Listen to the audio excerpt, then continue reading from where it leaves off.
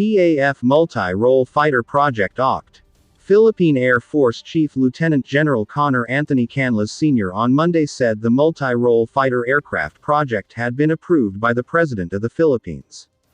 RMRF acquisition project has been approved by the President, but the selection process for certain models or types of fighter aircraft is still in progress as many proponents offer their products to us. All of these have to go through a rigorous screening process. For now, that's all that's lacking, he said in an interview with the media.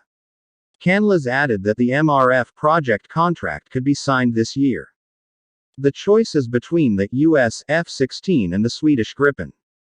Pero may mga gusto pa pong sumali subalit wala pa cross proposals. There are other countries that are interested in joining, but they are still submitting or continuing their proposals.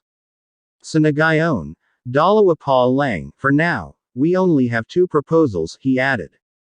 Canlas said the PAF's requirements for the MRF project stipulate that the aircraft on offer must be 4th generation or higher. The project also requires at least 12 MRFs capable of patrolling the country's protected waters and airspace. The MRF is part of Horizon 2 of the Armed Forces Modernization Program of the Philippines scheduled for 2018 to 2022, which aims to acquire more equipment for external defense. Any aircraft to be selected must be able to integrate with existing radar systems which have a range of about 250 nautical miles.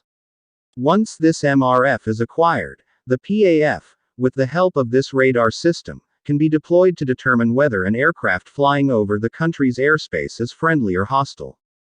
The proposed MRF is expected to add to the existing fleet of 12 South Korean Mach 1.5 capable FA-50PH jets acquired from 2015 to 2017 by the PAF as the first supersonic aircraft following the decommissioning of its Northrop F-5 Tiger jets fighters in 2005.